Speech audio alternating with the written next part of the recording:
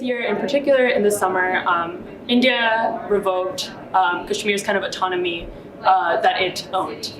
What this meant for Kashmiri side of India was that there was a curfew set where citizens were not allowed to leave their homes. This is something that's still in effect. There are very much police officials outside of everyone's homes.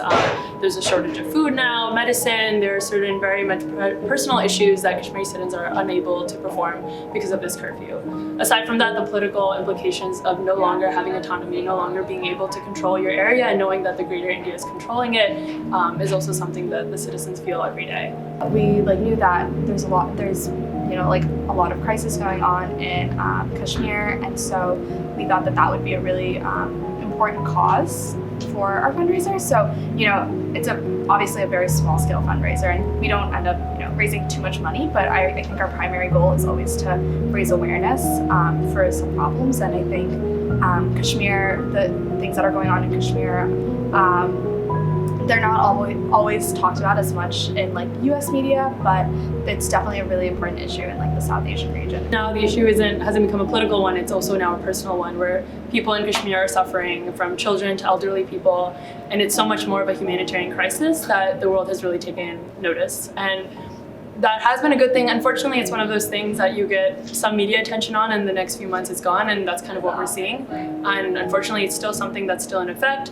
The curfew is still in effect. A lot of charities aren't even allowed to go to Kashmir, so we can't even help them as much as we want to. Even the fundraiser that we're having today, we are giving it to an organization. The organization is waiting until they have access to go in and put boots on the ground and start helping these people who haven't had access to medicine, to food, to water, in some cases to hospitals.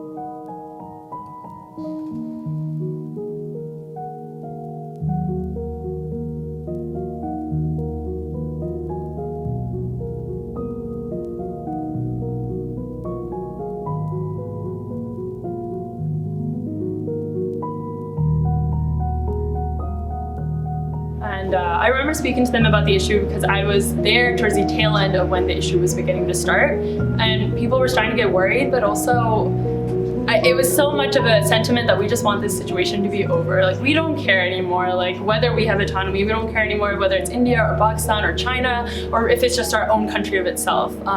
Just have this over. There's so much bloodshed that has gone through with Kashmir. SASA really wanted to take this opportunity to just raise awareness about a really important issue that's the humanitarian crisis that's happening in Kashmir right now. It's not something that's always talked about, and that can be really tough. And we really hope that we're really grateful that everyone came out to support us tonight, and are really grateful that people are taking the time to hopefully learn more about some of the issues that don't affect us here day to day. It really hurts to see that innocent civilians are being hurt by something that is kind of bigger than themselves. There's something they can't do about it, and there's something that we as American citizens can't do about it as much either.